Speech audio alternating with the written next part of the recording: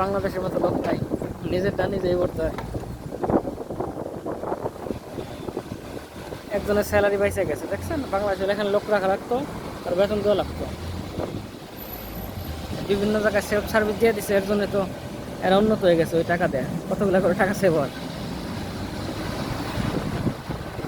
নিজের গাড়িতে নিজেই তেল ভরতেছে সবাই।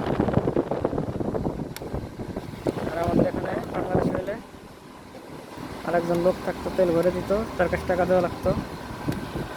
আর এখানে নিজের তেল নিজেই ভরে।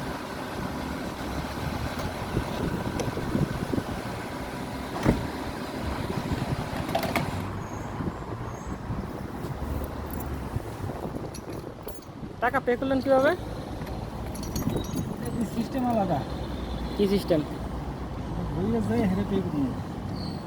আগে তেল নিজে ভরে, ওরা বুঝবো কিভাবে কতখানি করছেন? দেখি কিভাবে বুঝে।